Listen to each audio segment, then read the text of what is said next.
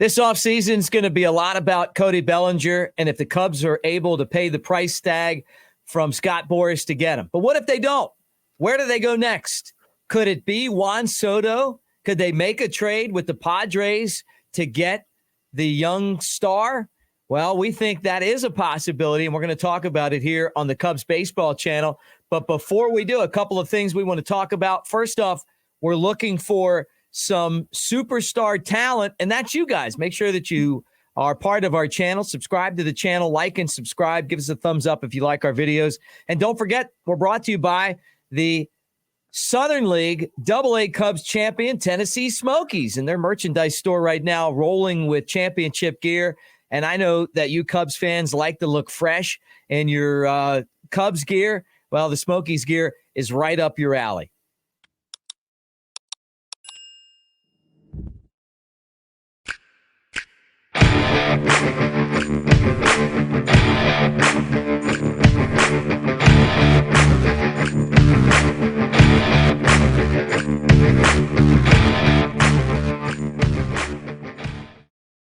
He's Chad Anderson. I'm Mick Gillispie. Welcome to the Cubs Baseball channel. And let's get into this, Chad. The Cubs, according to a couple of publications, and I do not think this is far-fetched. As a matter of fact, I think that this could be a possibility. With the Padres having been an absolute abject failure, okay, after going out and signing all of those big-name stars, and I say stars in quotations, won absolutely nothing. I guess they won the same thing that the Cubs won, except at least the Cubs were in it until the last day. And now A.J. Preller, their general manager, has to figure out what he's going to do.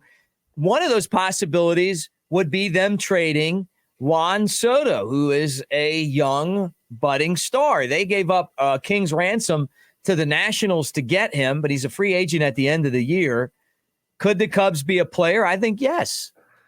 You know what really sucks if you're a Padres fan is if you go off the Pythagorean, where you take the expected win-loss based on how you perform throughout the year. You know, the Padres should have been 92-70. Oh, some people had them winning the World Series. But even over the course of this year, like the way they played, they should have been 92-70, which would have not won the NL West, but it would have put them in second in the NL West. They would have been the 4 seed, which is where the Phillies are.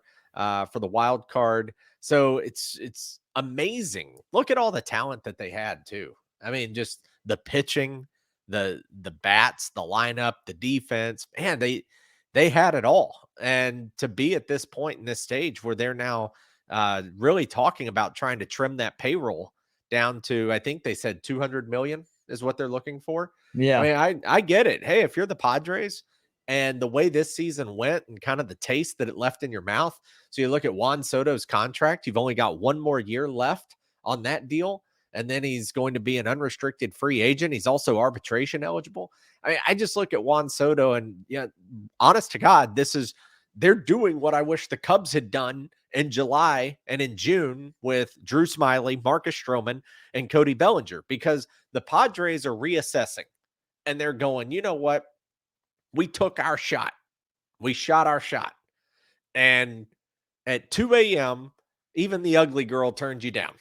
And that's what's happening with the Padres. They're sitting here in a spot now where they're like, hey, if we're not going to be World Series contenders, there's no reason for us to hope that for 1 more year we could do this. You fall on your face, then Soto becomes a free agent and walks. I don't know about the rest of their team's contracts right now. I think it's smart, though, like trim it now and go ahead and prepare to reload with a lot of prospects. You'll get an absolute shitload for Juan Soto. And honestly, that's where I hope the Cubs focus their attention, especially if you can go ahead and get the extension done and a big deal, because Soto's only 24 years old. He's played in a World Series. He's won a World Series. He's been in those high pressure situations. He's amazing at what he does. To me, this is the guy. And it may be the best time because Ohtani's probably going to pull the biggest contract. Mm-hmm. And then you got Belly. And if the Mets do anything with Alonso, and now you got Soto. And then there's a lot of other free agents out there this year. So I don't blame the Padres. I hope they do it because I really hope the Cubs become buyers for him. Well, I mean, this could be a much better long-term solution than giving Cody Bellinger, Yeah. 7 or 8 years. I mean, this guy's 24 years old. So even if you paid him 10 years and he was 34 or 35, I mean, that's still, age of production. He won a World Series at 20. Yeah, right. And he's the kind of guy who Jed Hoyer's looking for. Young, he's done it. He's proven he's still a star player. Yeah, it didn't work out in San Diego. But Wrigley's such a different situation. Yeah, he doesn't have to come to Chicago and be the be all end all. But he needs to be a star player, and they'll pay him for that. If you're not going to get Bellinger at a fair price, and that could, with obviously with the market and what Bellinger could very well demand, this would be a really good consolation prize. And then if you were able to sign him, like trade and then sign him to a long-term contract, this is the kind of guy that you would want to build around. And the thing about this for the Cubs is that they have a very talented farm system, but they don't have a lot of spots for some of these guys. Some of their best players are shortstops. Well, you're not going to put them at shortstop with Dansby Swanson. So you're going to put him at second. Oh, you're going to push out Nico. Nope. So you have third base, right? And you have first base. But I don't see a lot of first basemen in the mix of guys that they have coming up, right? There's a lot of outfielders, but you've got Happ signed, which I think some of these guys could compete with him for that job and left. The center field job, I mean, you would think that maybe Canario and Pete Crow Armstrong would battle for that. And then in right field, you've got Seiya Suzuki signed, although you do have Jonathan Perlaza and you do have Owen Casey. And some other guys that are pretty good in the outfield as well. Kevin Alcantara is a guy who you would expect to maybe by next year at some point be fighting for a look in the big leagues. And if not next year, the year after that. So maybe you trade some of these guys. And if you get a Juan Soto back, well, I mean, you're feeling pretty good about that because he's a cornerstone piece. Yeah. And you just look at some of the numbers, Mick. I mean, lifetime, which is already 6 years of major league experience, right? Already at 24 years old, and he's got 6 years of MLB experience.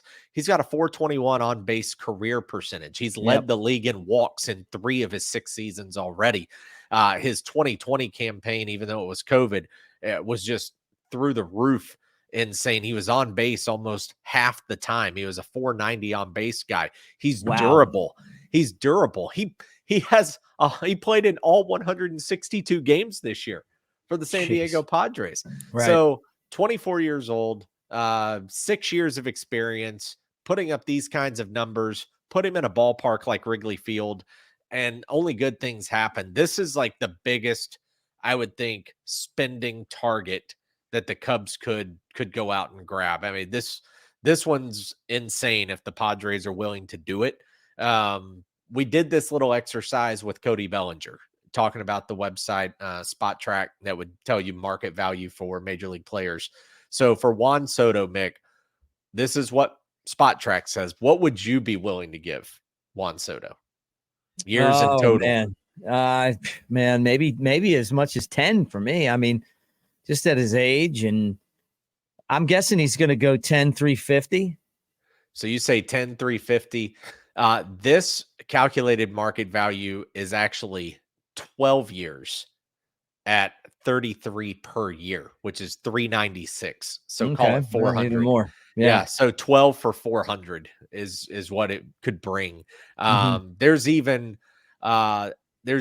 one calculation that says he's worth it if you want to give him 14 for 480.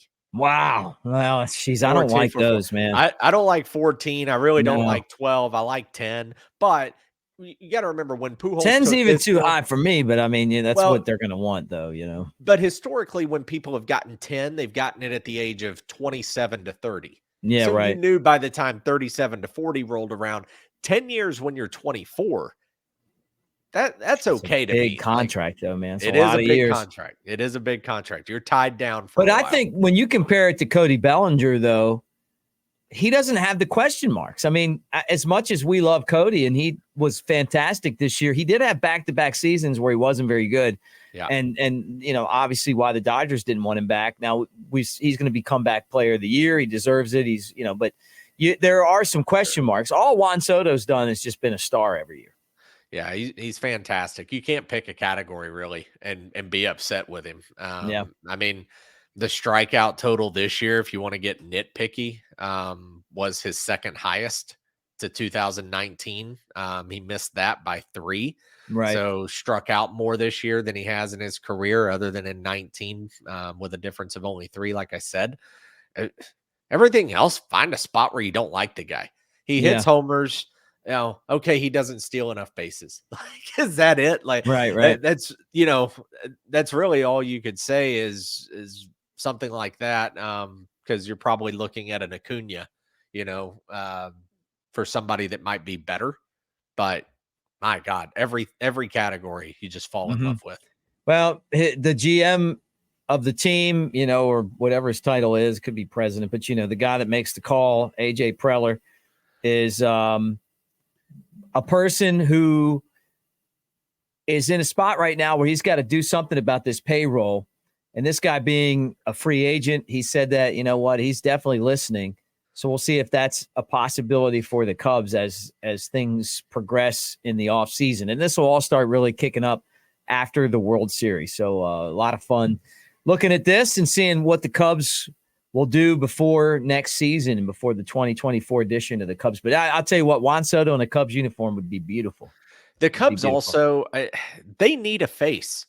Like, this team still doesn't, they didn't have a face per se. Bellinger kind of, but to me, even though as good as Belly was, he wasn't a face because he wasn't in Chicago long term. It was just, he showed up, kind of became the guy, but everybody all year was on eggshells because they knew it was a one and done. Yeah. Potentially, right? So the Cubs don't have that mainstay face right now, and they haven't for the last few years.